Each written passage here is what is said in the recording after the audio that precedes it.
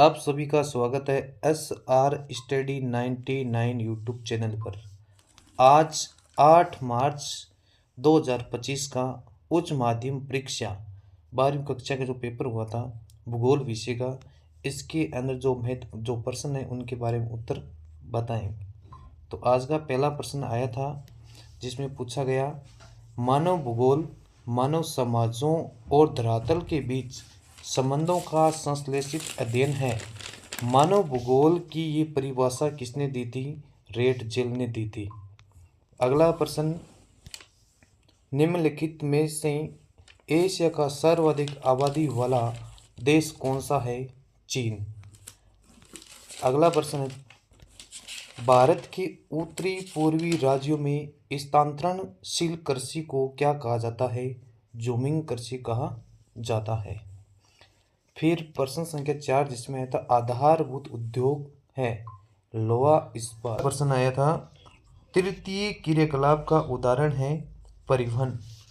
फिर अगला प्रश्न है आधुनिक संचार का साधन है, आधुनिक संचार का साधन जिसमें आ जाएगा इंटरनेट। अगला प्रश्न है कौन से समुद्री मार्ग को वृत्त ट्रंक मार्ग कहा जाता है?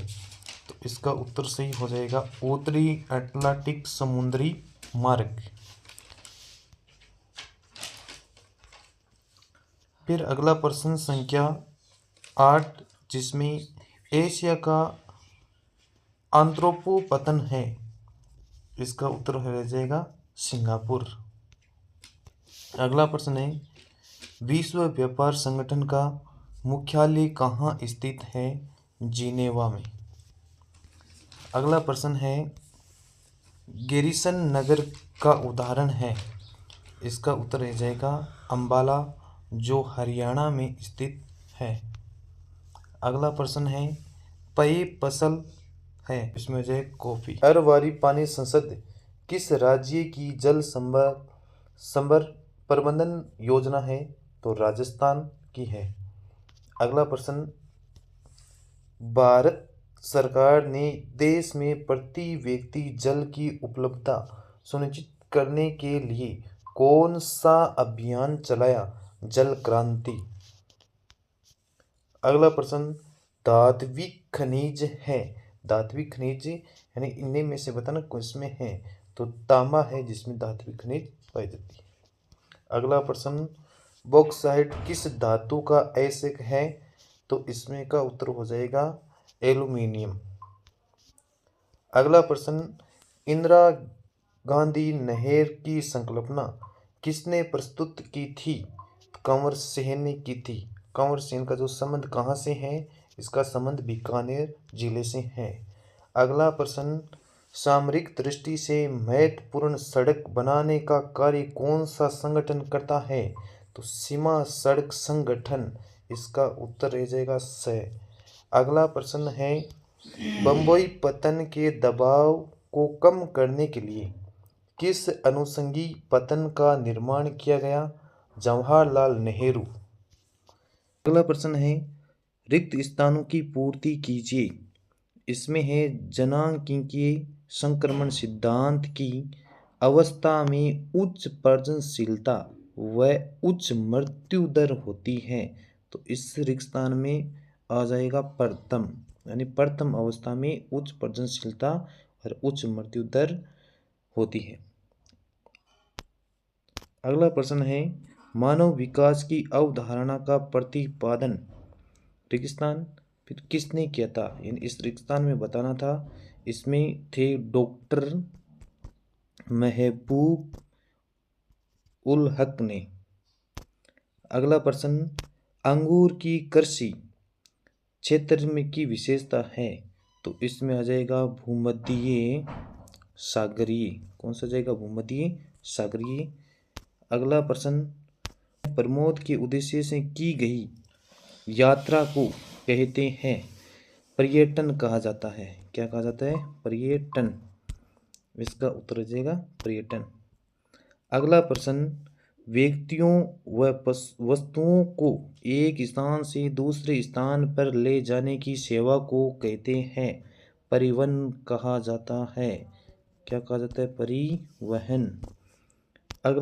रेगिस्तान को अंतर्राष्ट्रीय व्यापार का प्रवेश द्वार कहते हैं? इसका उत्तर रह जाएगा बंदरगाह, बंदरगाह या फिर पतन, ये उत्तर रहेगा। अगला प्रश्न है प्रश्न संख्या 7, 2011 की जनगणना के अनुसार रेगिस्तान में सर्वाधिक जनसंख्या घनत्व वाला राज्य कौन सा है? इसका उत्तर रह जाएगा बिहार, इसका उत्तर हो जाएगा बिहार। फिर अगला प्रश्न है जिसमें रानीगंज व झरिया ये नगरों का उदाहरण है, वो खनन के लिए जाना जाता है, खनन के लिए। अगला प्रश्न है जिसमें केंद्र सरकार द्वारा प्रायोजित जल संभर विकास योजना है, इसका जो संबंध है वो किससे है? हरियाली से, हरियाली से संबंधित है। अगला प्रश्न है जिसमें सूखा संभावित क्षेत्र कार्यक्रम पंचवर्षीय योजना में प्रारंभ किया गया, यानी कौन सी पंचवर्षीय योजना थी? तो इसका उत्तर हो जाएगा चौथी पंचवर्षीय योजना में। अगला प्रश्न है मुख्य श्रमिक किसे कहते हैं? इसका प्रश्न का उत्तर क्या रहेगा? तो मुख्य श्रमिक किसे कहते हैं? यानी एक वर्ष में 183 दिन, एक वर्ष में कम से कम 183 दिन काम करने वाला जो श्रमिक है उसको मुख्य श्रमिक कहा जाता है। अगला प्रश्न किन्हीं दो अपरंपरागत ऊर्जा स्रोतों की सुझाव दीजिए, यानी दो नाम बताने जिसमें एक का रह जाएगा पवन ऊर्जा, कौन सी? पवन ऊर्जा, और दूसरा है जिसमें सौर ऊर्जा। कोई भी दो नाम बताना था जिसमें पवन ऊर्जा और सौर ऊर्जा, ये इनके दो उत्तर सही रहेगा। फिर अगला प्रश्न उन भूवैज्ञानिक कालों के नाम लिखिए जिसमें भारत में कोयला निर्माण हुआ था। तो इसका उत्तर रह जाएगा एक नंबर जिसमें गोंडवाना लैंड हो जाएगा, गोंडवाना लैंड, और दूसरा है इसका टर्शियर, क्या है? टर्शियरी युग। ये दो युग थे जिसके अंदर क्या हुआ था? कोयले में, भारत में कोयले का निर्माण हुआ था। अगला प्रश्न है पली बस्ती के दो स्थानीय नाम बताना है। पली बस्ती के दो नाम जिसमें आ जाएगा पन्ना और पाड़ा एंड नगला है ढाणी, ये इनमें से आपको कोई भी दो नाम बताना था। अगला प्रश्न है दो रेशेदार फसलों के नाम बताना था। एक में हो जाएगा कपास और दो में हो जाएगा जूट। अगला प्रश्न जनसंख्या के वितरण को प्रभावित करने वाले दो भौतिक कारकों के नाम बताना था। भौतिक कारकों के नाम कौन कौन से हैं? तो जनसंख्या को प्रभावित करने वाले भौतिक कारक हैं, एक में रह जाएगा जलवायु, कौन सा? जलवायु, और दूसरा आ जाएगा भू आकृति। सॉरी, एक प्रश्न पीछे रह गया था जिसमें है मानव भूगोल की कौन सी विचारधारा मार्क्स के सिद्धांत पर आधारित थी? तो इसमें थे आमूलवादी जिसे रेडिकल कहा जाता है। अगला प्रश्न आवधिक बाजार किसे कहते हैं? आवधिक बाजार यानी किसी निश्चित जगह पर एक निश्चित समय पर लगने वाला जो बाजार होता है उनको क्या कहा जाता है? आवधिक बाजार कहा जाता है। किसकी? जो निश्चित जगह पर लगने वाला, निश्चित समय पर जो लगने वाला जो बाजार है उसको क्या कहा जाता है? आवधिक बाजार कहा जाता है। अगला प्रश्न है प्रथम बार कौन से वर्ष मानव विकास की रिपोर्ट प्रकाशित की गई थी? इसका उत्तर हो जाएगा 1990 ईस्वी में। सेक्शन बी में जिसमें लघुरात्मक प्रश्न है, प्रश्न संख्या 4 सामाजिक भूगोल के 3 उप क्षेत्रों के नाम बताना है, जिसके अंदर पहला हो जाएगा सामाजिक कल्याण का भूगोल, और दूसरा आ जाएगा लिंग भूगोल, और तीसरा आ जाएगा सांस्कृतिक भूगोल। ये 3 भूगोल के उपक्षेत्रों के नाम हैं। अगला प्रश्न संख्या 5, जिसमें मानव विकास के किन्हीं 3 उपमागमों के नाम लिखिए।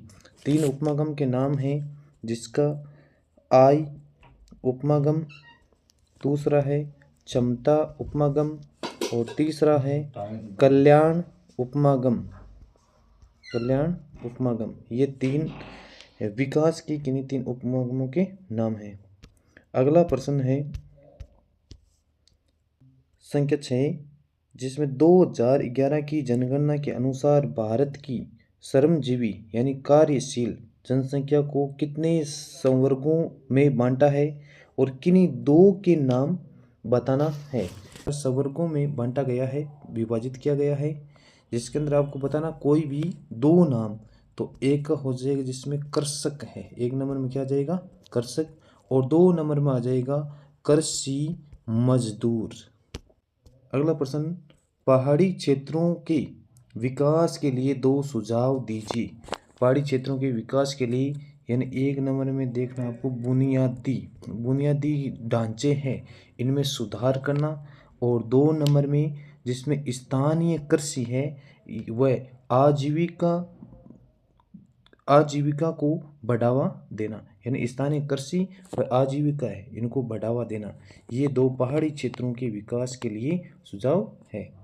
और भी हो सकते, लेकिन मैंने आपको 2 बता दी। अगला प्रश्न है प्रश्न संख्या 8, जिसमें द्विपक्षीय व्यापार बहुपक्षीय व्यापार में अंतर स्पष्ट करना है।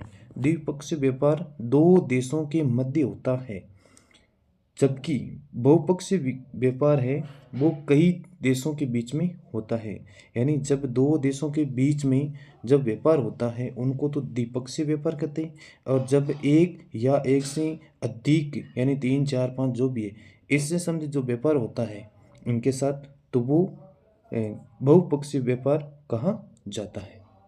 अगला प्रश्न, तरल गैसीय पदार्थ के परिवहन के लिए आप परिवहन के किस साधन का चयन करेंगे?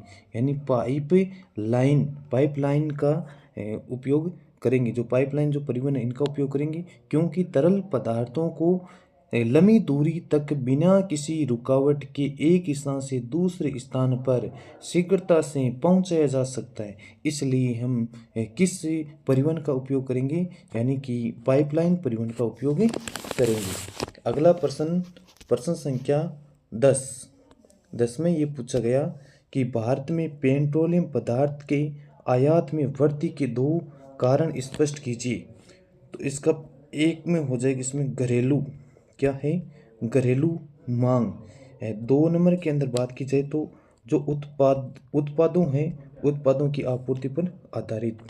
अगला प्रश्न है जिसमें जल प्रदूषण निवारण के 2 उपाय बताना है। तो इसमें हो जाएगा प्रत्येक घर में सेप्टिक टैंक होना चाहिए।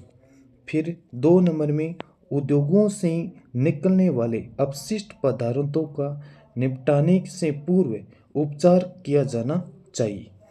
ये थे ए और ब 2 भागे।